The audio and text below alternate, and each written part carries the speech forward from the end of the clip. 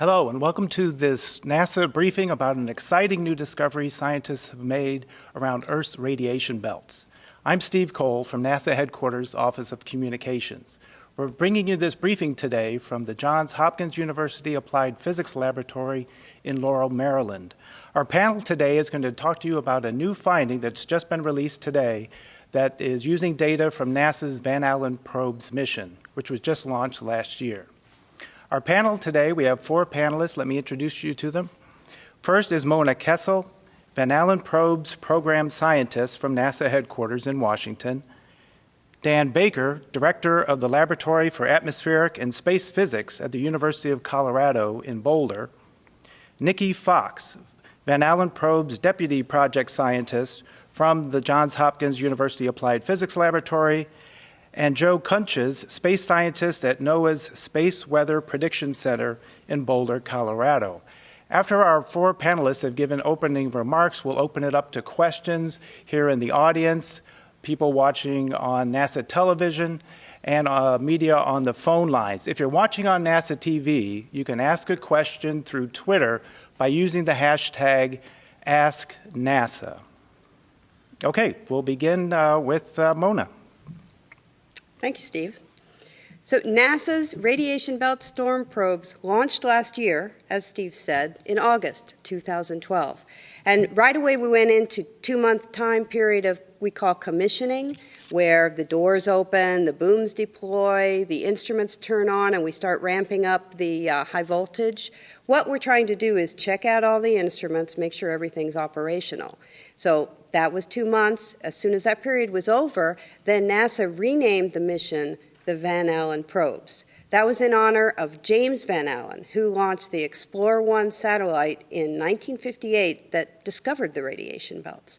So if we go to the first graphic, thank you, that shows the famous picture of Pickering, Van Allen, and von Braun holding up the Explorer-1 satellite right after their successful launch.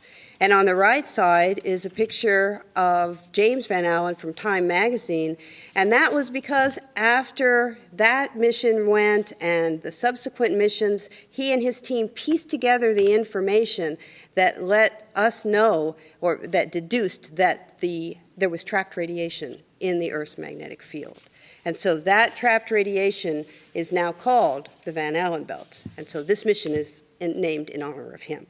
But what are they? What are these radiation belts, and where are they? If we go the next, thank you, then you can see this is a schematic. You see Earth in the center. You see the sun off to your left, and you see two red regions. This is a cutaway view. So these are donut-shaped regions that wrap around the Earth. There's an inner belt and there's an outer belt, at least as far as we have understood from the beginning of the explorers.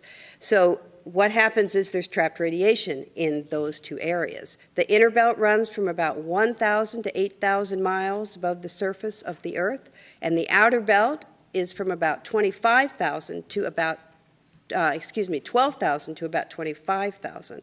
So these satellites travel through these belts all of the time. And you can see some of them pictured up there. You can see the two Van Allen probes. You can see GPS. GPS travels through those regions all the time, even in quiet solar conditions. But when we have disturbed conditions, when there are solar storms, then the belts expand. The inner belt will actually come down into the region where the International Space Station flies and other low-orbiting satellites. And the outer belt expands outward. And so it encompasses the area that we call geosynchronous orbit, where a lot of our communication satellites are. And there's about 300 satellites out there. So these satellites then are in the way of potentially harmful radiation. It can affect their electronics, and it can pose a threat to astronauts and all of our satellites that are there. So the radiation belt storm probes, now the Van Allen probes, was the second mission with the Living with the Star program. Pictured here, this is just a couple of images to give the sense of what the Living with the Star program is about. It's making the connections between the assets from the sun to the earth that affect life and society. So you can see there astronauts, you can see greenery for plants, you can see there are fisheries there are power systems. All of these things are affected by space weather, as we call it, affected by these radiation belts. So Joe Kunches later in this presentation is going to talk about that a little bit more. And the only thing I still want to tell you now is about the Solar Dynamics Observatory, which was the first mission with the Living with the Star program. I'm going to show you a video. This is right after launch, where a filament from the sun erupts from the atmosphere of the sun out into space. It carries with it, it's a coronal mass ejection that's actually headed towards the Earth. And you can see another picture of it here with SOHO, which is one of our older satellite assets. And this will come back to SDO and show you that again, this filament that bursts out into space. So those happen all the time on the sun, but they're not always directed at Earth. This one was, at least as a glancing blow, and it came to the Earth, and our radiation belts exploded with things that were happening. And so now I'm going to turn this over to Dan Baker and let him tell you about this remarkable discovery. Thank you, Mona. Yes, I'm going to talk to you today about the science paper that's being published today in the journal Science, actually online, Science Express. I'm going to talk to you about the confinement of these very high-energy particles in Earth's magnetic field. As Mona noted, for the last 5 decades, we've been told in the textbooks that the Van Allen belts consist of 2 regions of trapped radiation, the inner stable zone, slot region, and outer zone. What we found rather remarkable is just a couple of days after turning on our high-energy electron detection instrumentation that we really saw that there was a 3-belt structure. And this persisted for 4 weeks and then really turned off. If I could have the first graphic, please. This is several different energy channels displayed across in time. The vertical axis is essentially distance measured out from the Earth in Earth radii. And if you do the next graphic click here, you'll see that we saw the inner belt, we saw the expected slot region, and then we saw this new emergence of a 3rd belt and a second gap region, a second slot. If we go on to the next slide, or the next animation really, I'd just like to tell you that the relativistic electron-proton telescope was put onto the spacecraft. You see the integration process here. It was really geared toward measuring the highest energy particles confined in the Earth's magnetic field. And what our goal was to really be able to measure to higher energies with better energy resolution, better temporal resolution, better spatial resolution in order to address these very long-standing questions about how particles are accelerated and lost from the Van Allen belts. If I could have the next graphic, please. Further motivation for us was the long run of data that we had from another NASA mission called the Solar Anomalous Magnetospheric Particle Explorer, SAMPEX. This was launched in 1992. It made measurements in low Earth orbit. It was really not operating in the throat of the cosmic accelerator that operates in our neighborhood. But it was really revealing the inner belt, the outer belt, the slot region over a long period of time. We learned early in the summer of 2012 that the SAMPEX mission was going to come to an end. Atmospheric drag was going to bring the spacecraft down and cause its demise sometime in the fall of 2012. And so what we went on a campaign to try to turn on our instrument, the REPT instrument, as early as we possibly could after launch. In the normal flow of commissioning that Mona talked about, we would have turned on about 34 days after launch. We really were able to turn on 2 days after launch. And we were very fortunate that we did, because if we go to the next slide, what we saw when we first turned on was that the belt had the 2-belt structure as we expected. And then as time marched on, we saw this emergence of 3 belts. And the lower panel really shows here the kind of collapse of all the orbits onto a single meridional plane. And as you watch this, you can see that this 3rd belt emerges pretty clearly. And then, like a knife edge, the entire outer Van Allen belt is ripped away. And then there's a new emergence of this. And I'll just ask that we go through this again so you can see that sequence again. Here we are seeing the single storage ring feature, as we call it. And then we see the entire outer belt outside that storage ring undergoing all kinds of dynamics. But this storage ring, or torus, is just there very persistently and unchanging for the better part of 4 weeks. We first foolishly thought the instruments were not working correctly, but we quickly realized that that couldn't be true. It had to be a real phenomenon. We've been studying that now. If I could have the next slide, I'd just like to show you then an animation that's been put together by scientists here at the Applied Physics Laboratory in which we've assimilated the data into the models and are now portraying this the way the kind of global radiation belts work. And so what you can see, the sort of on either side there, you see this bright, stable kind of band outside the slot region, and that's the storage ring. The entire further outer part of this is undergoing all kinds of dynamics, but that feature is just there, rock solid for 4 weeks. Very puzzling, very exciting, and as I say, the chance to really rewrite some of the understanding that we thought we had for the past 50 years. So I'll turn it over now to Nikki Fox. Thank you, Dan. So Dan has presented some really fantastic results, new, exciting results today. And it really goes to show that even after 55 years after the discovery of the Van Allen belts, they are still surprising us. We really thought we knew them, but clearly we didn't. We've always known, as Mona said, that there were two distinct belts. We did know that the outer one was very dynamic and responded to these large events coming from the sun, but we had no idea of the structure that was embedded within that outer belt. So it really is a case of the observations leading theory, and certainly the theorists and the radiation belt modelers are scrambling to catch up with these great observations. One of the reasons that I think that there are so many mysteries still in the radiation belts is because they are home to a host of fundamental physics processes that are occurring throughout our universe.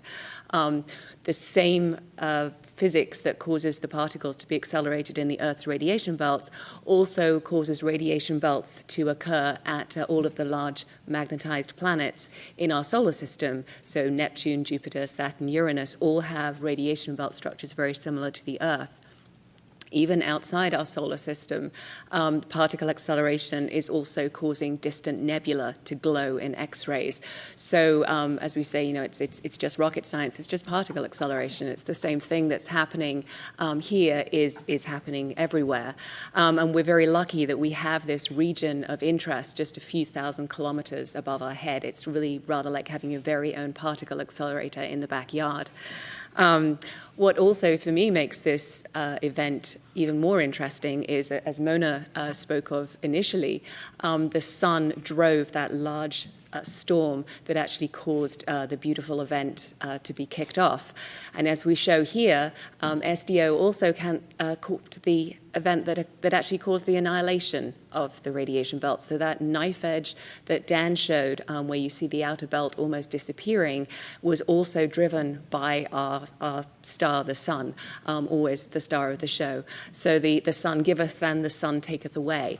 And one of the central themes of the radiation belt storm probes mission is to really see why the radiation belts respond in such different ways to seemingly similar events coming from the sun. And the only way that we can really do that is to really take a system approach and look at everything coming from the sun to our Earth space.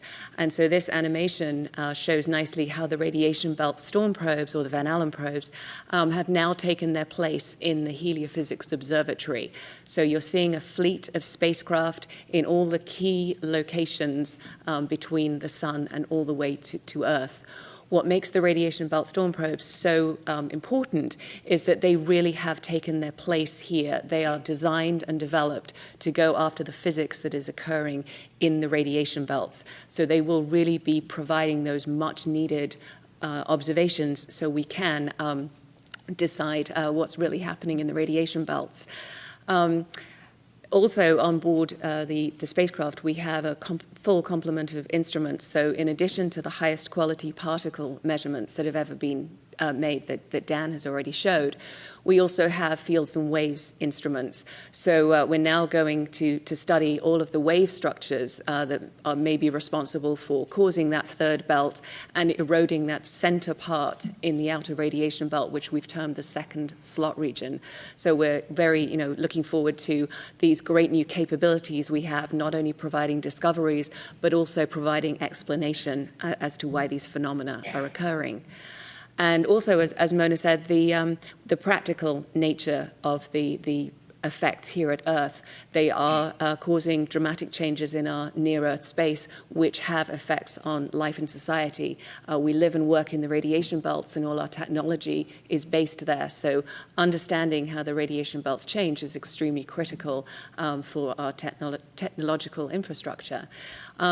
So in addition to the wonderful science that we have with the storm probes, we're also sending down real-time data, real-time space weather data that comes down and is captured through a network of ground stations and then is available within about 30 minutes on the web. And obviously scientists are very excited about these raw data, but we understand that they're not always accessible to the general public.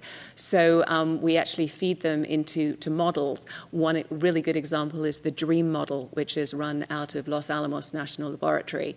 And we are in the process now of feeding our real-time data into this model, and within the next 3 months we will be delivering that to the NOAA Space Weather Prediction Center, where they'll be using it to better forecast space weather.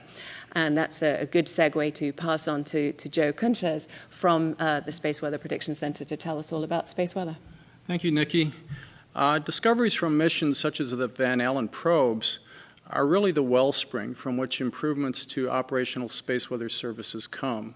And let me take you into the forecast office of the Space Weather Prediction Center here in a minute and show you what it's like to do operational space weather forecasting. This is the forecast office from NOAA Space Weather Prediction Center. We operate 24 hours a day, 7 days a week. We monitor space weather and we make the predictions that people want to plan from. We coordinate our activities with the U.S. Air Force. They have their own center at Offutt Air Force Base. And we're the World Warning Agency for 14 countries. The International Space Environment Service is focused at Boulder. Among the data that are used there, along with the GOES data from NOAA, also you'll see NASA data from SDO, from ACE, from Stereo, from SOHO, and also those data feed into models. Here is the Enlil model from the solar wind that we get, and it enables the forecasters to make the best assessment of the current conditions and allows them to give good predictions of the conditions in the near future. In the next slide, I'll show you how one of the ways at which we get the word out from in real time as conditions occur. This is a graph showing in white the progress of the current solar cycle, and in blue the number of subscribers to our email product subscription service. Now it numbers more than 32,000 subscribers. Of those subscribers, about 9,500 characterize themselves as having something to do with satellites. Either they are designers, they're engineers, they're manufacturers, they're operators. So clearly the satellite community is a very important community for us to serve with the best real-time space weather information that we can garner. Now, to focus for a minute on the satellite community, this probably comes as no surprise to anyone, but in the next slide, here's a chart from the Satellite Industry Association which shows the revenues over about the last 5 years. This goes back to 2006. 2011 is the last full year for which the data are available. And what you can see without looking too hard is that its growth, 9% about on average over the last 5 years. But also the last year is about $177 billion worth of revenues, further underscoring the fact that this is a very important customer base that needs the best space weather information they can get. And finally, just to maybe wrap it up, what is it about the space environment and space weather that causes disruptions to satellites? And this really goes to the activities that the Van Allen probes are designed to do. It's charged particles. And on the next slide, there's an illustration of the kinds of things that can happen to satellites by virtue of, say, low-energy electrons, which can do surface charging, or high-energy electrons, which can embed themselves within the spacecraft and cause deep dielectric charging. Or it can be protons or galactic cosmic rays that cause single-event upsets, and en masse, the lot of them, cause radiation damage to the solar panels and other systems. So it's very, very important for the satellite community to have the best, the most timely information that they can get. And that's the purpose of this activity, and I'm very happy to be here to participate in this. So I'll turn it back over to Dan for some concluding remarks. Thank you very much, Joe. It's a delight to be able to tell you that we turned on our instruments and we saw fascinating new phenomena in the Earth's vicinity driven by solar disturbances. It's also a delight to be able to tell you that we are really able to do so much research with our basic research, astrophysical research, if you would say, in our local neighborhood. But it's wonderful to be part of a field where that research also has good practical applicability. And we know that the things that we're measuring now have the kind of relevance to society that Joe's spoken about. So we're delighted to try to answer any questions you may have today and to talk about this duality in our field, great basic research and also great applicability to societal needs. Thank you very much. Okay, thank you, Dan, and thank you to all the panelists. We'll take questions now from media in the audience, on the phone lines, and then also from you all watching online. As a reminder, you can ask a question via Twitter by just using this hashtag, AskNASA. If you have a question in the audience, please get to one of the people with the microphones over here. We did receive a question or two before the briefing, so let me just throw that out to begin with. First question, what has this third Van Allen belt been doing since you first observed it last year? Well, I can try to answer that question a bit. We saw this phenomenon for about 4 weeks. Then, as the data showed, and as Nikki remarked on as well, it was cut off like a knife edge. It disappeared. There was a rebuilding of the Van Allen belts also in a very abrupt fashion on about the 9th or 10th of October. But since that time, we've not seen a recurrence of the third belt. We're watching with eagle eyes to see if there is a resurgence of this. But so far in the last 5 months, there really hasn't been a recurrence of that. Okay, and I guess we have some questions already via Twitter.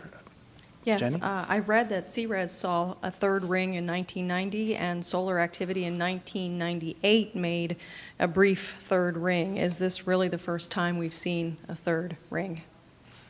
The CRES was the mission that was mentioned back in 1991, and that showed a new population of particles injected into much deeper into the magnetosphere, into more or less the inner zone and slot region. This is the first time that reported in the literature that one has really seen embedded in this outer part of the Van Allen zone the storage kind of phenomenon. And so we believe that this is fundamentally different than what's been reported in previous kind of observations back in the past. Okay, is another question from Twitter? Yes. Which belt was actually new? Was the original outer belt, did it shrink back into a storage ring and then a new belt form outside of that? Well, let me again try. We're still trying to piece together exactly what happened, but yes, it seems as though an entire outer Van Allen belt acceleration event occurred, and then part of it was sort of ripped away, was torn away from the outermost part, leaving the storage ring, and that's what persisted, so immune apparently to external forcing for the next 4 weeks. And so what we were really seeing was that the storage ring was the remnant of an earlier acceleration event due to the kind of solar drivers that Mona and Nikki talked about. Let me add to that also, if I may. This is still early days, and so we don't completely understand this phenomena that we're seeing. We're modeling it now. We're trying to develop the understanding. We're looking, as Nikki mentioned earlier, at the wave instruments, because they are likely one of the drivers, the waves that are generated. And it's all driven by the sun, but then there are internal waves that are generated as well. We're trying to piece this all together right now, and stay tuned. We will know more. That's really what's exciting about new observations, is that when you know you've done something right observationally, when theoreticians say, well, that doesn't look right, we've got to go back to the drawing board here. Okay, and one other question from Twitter before we go to the media. A two-pronged question. What does the third ring mean for astronauts and satellites? And also, what impact will it have, if any, on the Earth?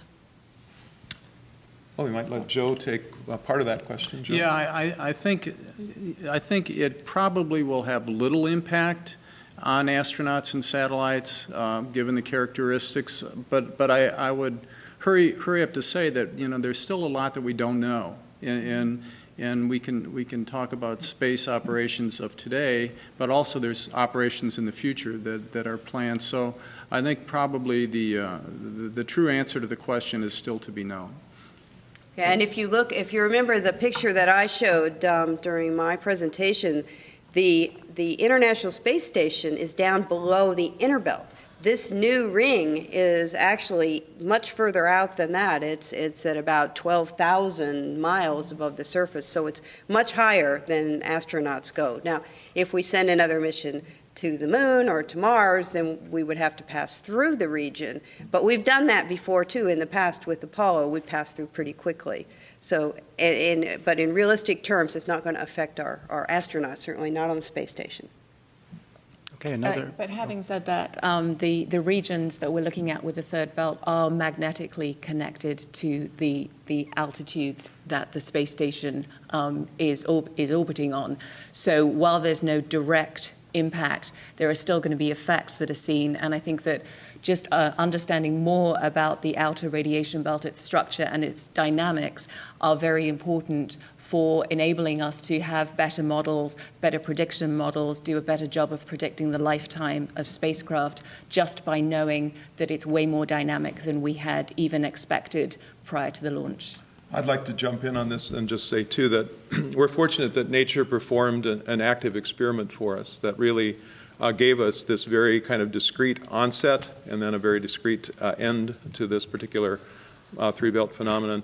And this is going to teach us a lot about how effectively the magnetosphere can store and maintain an electron population for extended periods of time. And by doing that, I think it's going to help us greatly increase our understanding of just how this complex accelerator that Nikki talked about really operates. Okay, our next question. Do you have an estimate of how the total energy content of the three, then two belts changed during the process? Let me first say that I want to emphasize what Mona said, too, which is that we're just studying these things now. Many of the questions that are being asked are exactly in our minds, and we're going to try to more quantitatively address those. So this is relatively early in the mission.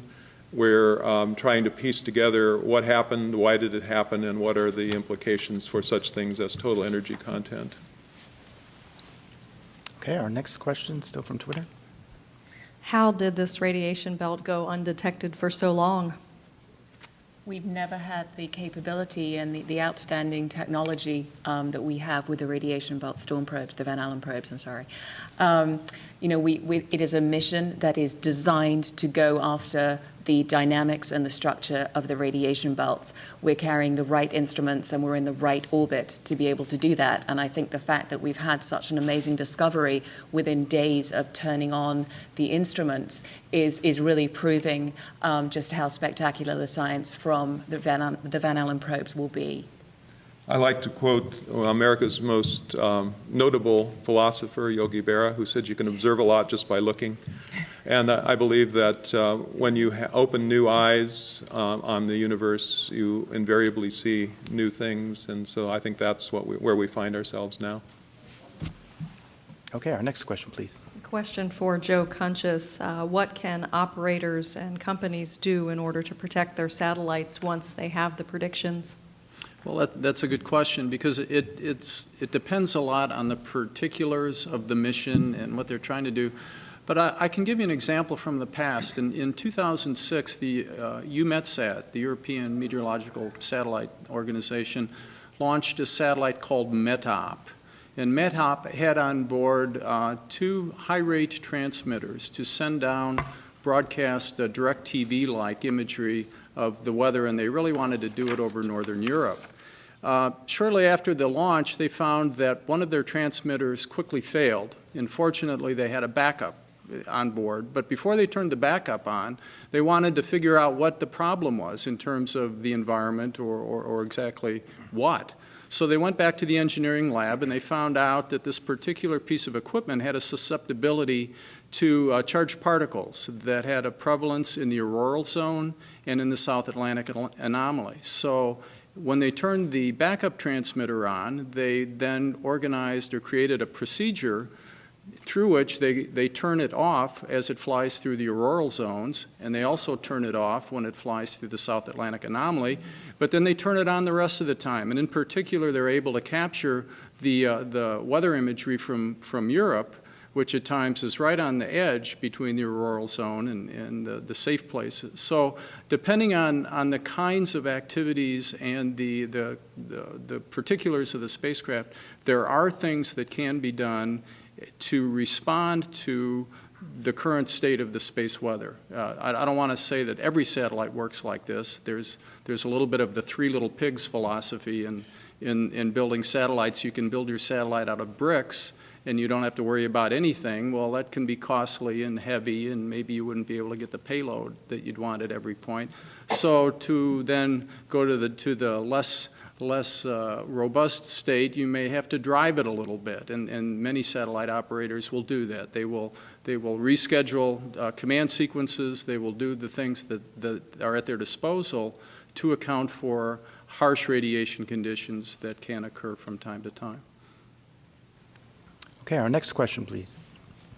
Dr. Baker, could you briefly describe any innovations that improved the sensitivity and capability of the REPT device?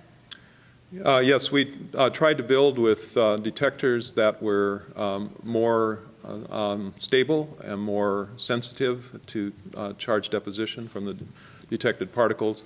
We tried to build much faster electronics so we could avoid traditional problems of pileup and dead time and other such effects. But we really were primarily focused on being able to do a better job of resolving to a high precision the energy spectra at these higher energies. Many previous measurements have sort of just made very broad brush kind of measurements at the higher energies, and without the kind of energy resolution that we were able to achieve with the REPT instrument, I think we would have again probably sort of smooshed all this out, and we wouldn't have really seen so clearly at all that we had these kind of distinct spatial and temporal features. Okay, next question, please. Are the collapse of the outer belt and its re-energization connected with any external phenomena that you can identify? Yes, I think all of us in a way have addressed that, but we see very clearly, and maybe more clearly than we ever imagined we could with the Living with a Star program. We're able to watch the ultimate driver, the sun. We can watch these things propagate through the interplanetary medium. We can then observe directly the effects with the radiation belt storm probes, the consequences in the radiation belt. So we're in an enviable time here where we can really watch cause and effect play out before our eyes. Maybe Mona or Nikki would like to comment. We have seen in the past, when we've had coronal mass ejections, we have seen a drainage and then a repopulation of the belts. We've seen that before. That's pretty well established. What we haven't seen before is those from the original particles in the outer belt coming in and forming this storage ring or this extra area and then lasting for a month. That we've never seen before. But we pretty well understand, at least at some level, the process that happens to drain the belts originally and then refill them. But the fact that very similar solar drivers can have such a different effect on the radiation belts is really the central focus of the Van Allen probes. Just, sometimes it does bring up the radiation belts, and other times it just annihilates them, as you saw in the plots that Dan had. And I think that, now we've got the ability to really bring those outer belts into focus, as Dan said, with the new technology. What we saw before as kind of a fuzzy image, we're now seeing with great clarity. I think the since we're talking in fairy tales, the three little pigs, well, we can also talk about Goldilocks and having the sort of the right intense enough but not too intense, so you don't completely eradicate the outer Van Allen belt, but you eradicate a portion of it. I don't think we'd really suspected before that, that there could be this kind of Goldilocks event that would lead to this storage ring phenomenon. Okay, next question. Could the probes themselves affect the radiation belts, for instance, by generating waves? No, the spacecraft themselves will not affect the radiation belts. Only very locally, possibly, but it's pretty unlikely that that would have much effect. Okay, next question. Do any of the Van Allen belts intersect the Lagrangian points? No. No. No. Our simplest answer so far. We all agreed. We're all agreed. Okay, I think that's all the questions we have online. Thank you for asking the questions. Thank you to our panelists. And you can follow along what's going on with the Van Allen probe mission online at www.nasa.gov/Van Allen probes. And you can keep up with all the different NASA scientific findings through our social media channels. We've got quite a wide array from them. There's always something amazing happening at NASA. Again, thanks everyone for watching. Have a good day.